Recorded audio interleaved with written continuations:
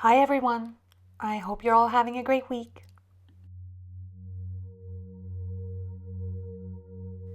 Damien, Garu, and I had a mini vacation getaway this weekend exploring the coast of Maine near Camden and Rockland. It was such a beautiful time, I thought it would be nice to share some of the landscapes we got to see.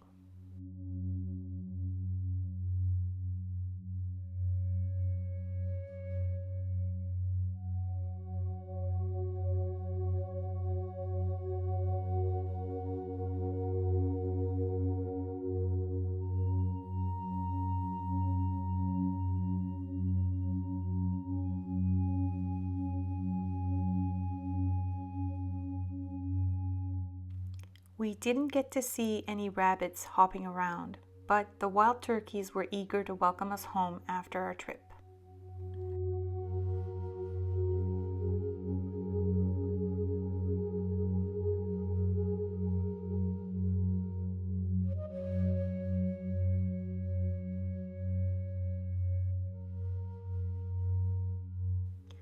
Spring is in the air, and so for this week's art project, I felt like doing something really bright and cheerful, and I've decided that I'm going to be creating some neurographic art.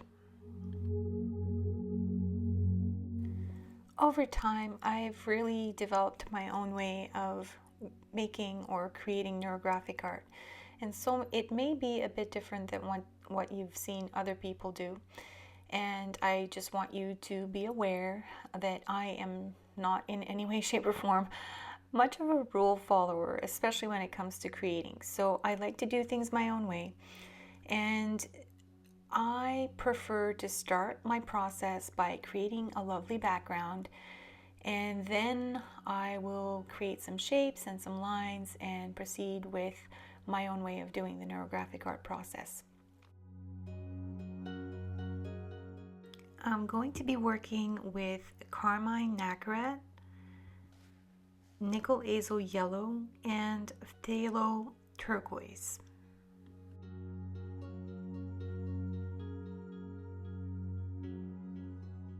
Don't worry about writing this all down. I always put all of the supplies that I use to create my paintings and my videos down in my video description below. So all you have to do is just consult the video description and you'll see everything I use to create this painting.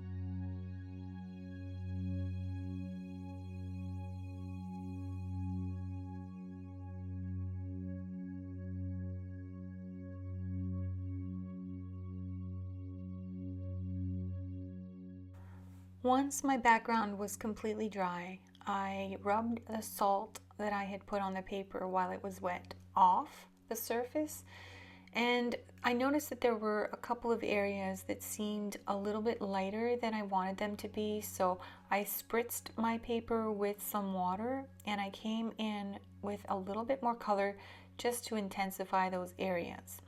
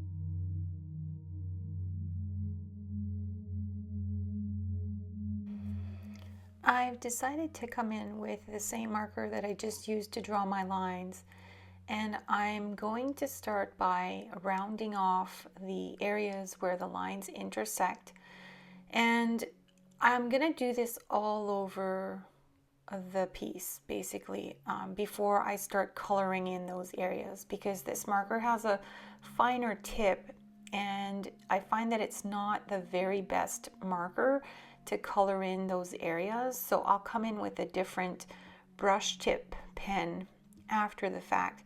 But for now, I'm basically just going in, and everywhere where there are lines intersecting, I'm rounding off these areas.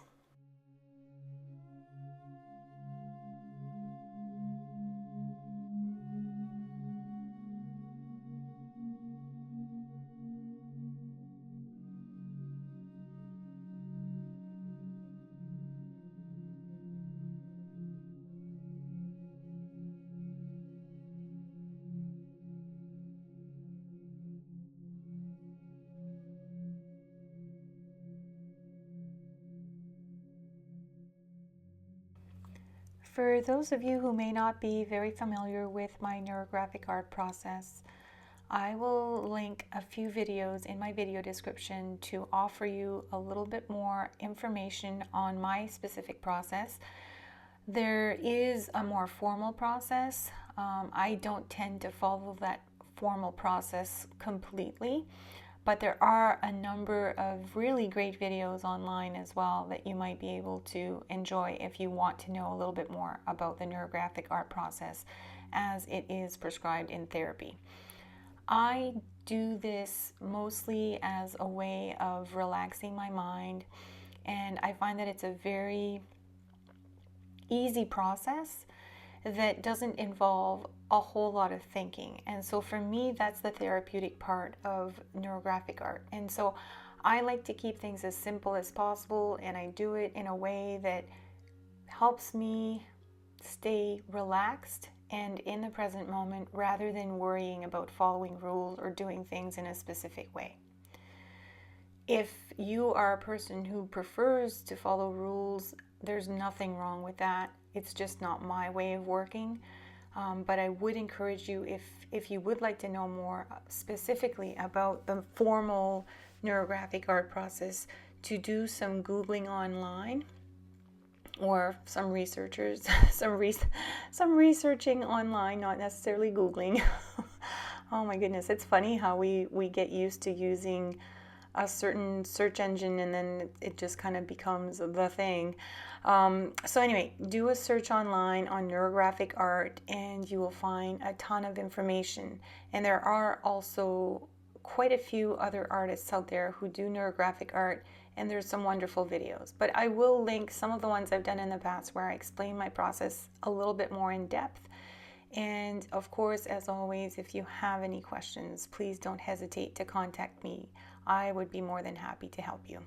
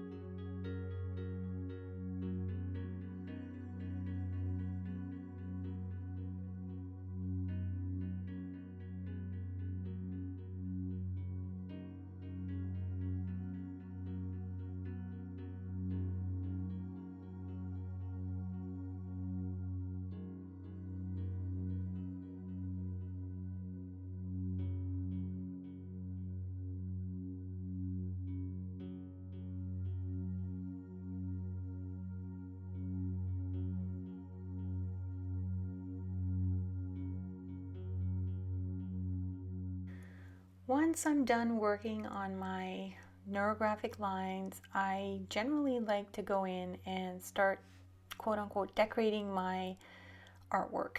And I always try to do it different every time, just because it keeps the process more interesting for me. And also, my process is very intuitive. So that means that sometimes I feel called to do a certain thing that I don't necessarily feel called to doing in another painting. I just really let my intuition guide me in my decision making. And so, generally speaking, though, even if my process is very intuitive and I use a lot of the same elements in my paintings, I do try to keep it as simple as possible. So here, as you can see, I'm just creating some very simple stippling, and once I'm done doing this part of the process, I'm going to add some vertical lines as well. The simpler the better, because when things are simple, they usually are a lot more relaxing than when they're too complicated.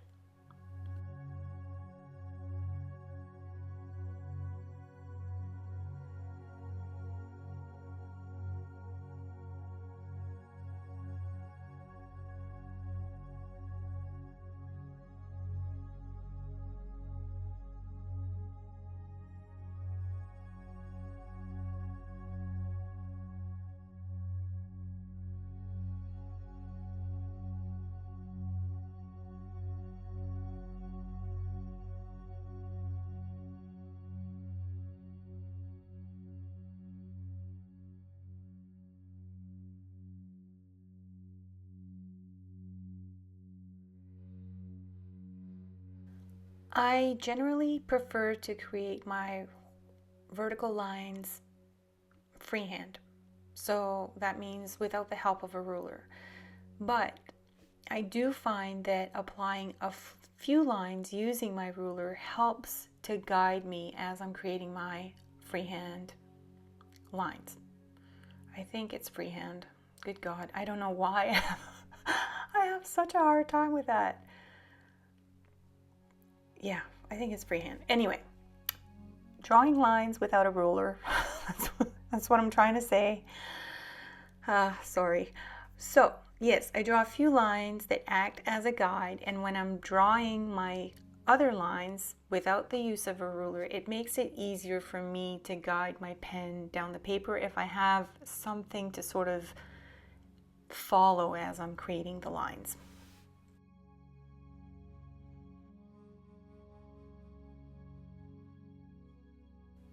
I think many, if not most of you, already know this about me, but my first language is not English. My maternal language is actually French. So sometimes I pronounce words in ways that probably don't sound right to you. And for me, that's okay. I pronounce them how I've heard them pronounced by other Anglophones. And sometimes I have to search for my words, because even though I am pretty fluent in English, again, French is my maternal language, and English is still a language that is not the language I've spoken all my life. So sometimes it's a challenge for me to find the right words, and I really appreciate it that you offer me some grace and patience in that area. So thank you for that.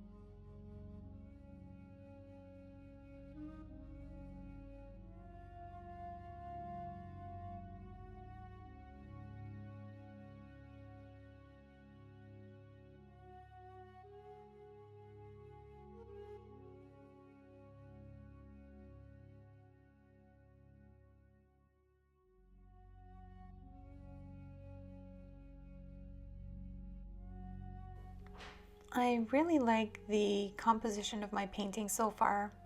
And the colors in particular I find really beautiful. I love bright colors. They really speak to me.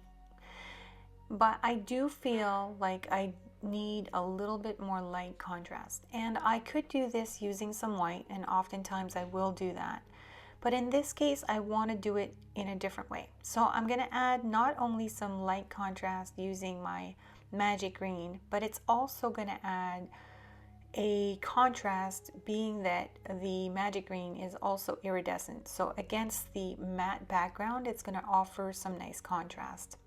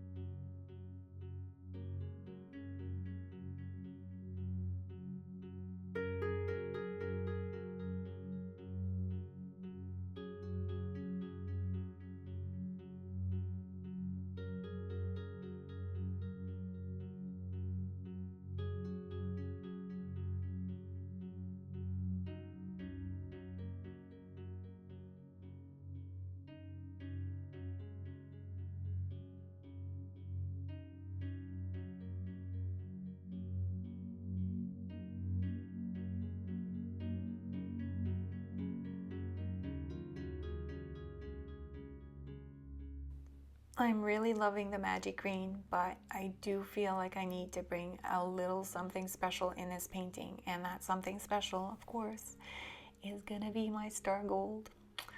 I love this color so much, and I always try not to overdo it. You know, when you really love something, sometimes you can go a little bit overboard. But I do feel like it will add something. It's a little bit busy, so what I'm going to do is just paint the centers of those shapes that where I've added those lines of magic green, and just to add a little something something. And once it's all finished, you'll see how well it came together.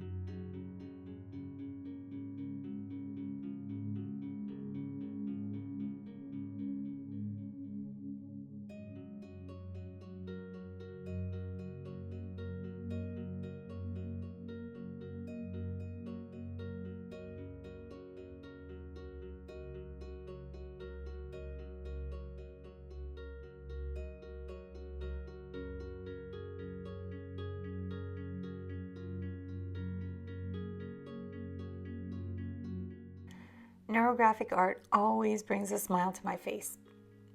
And this painting certainly is no different. I really love how it all came together. Let's have a look at how those colors dance in the light when I move the painting.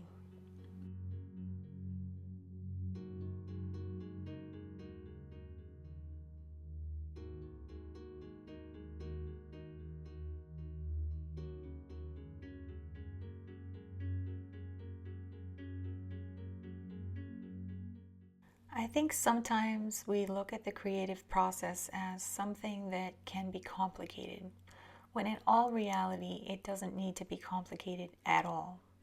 And it's only our beliefs that have led us to think that it needs to be that way.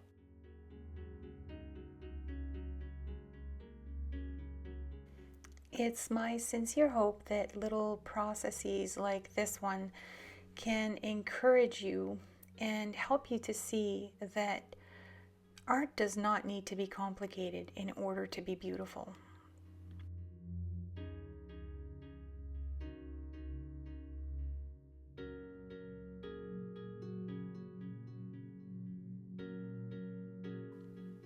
Thank you again so much for making the time to join me on this journey.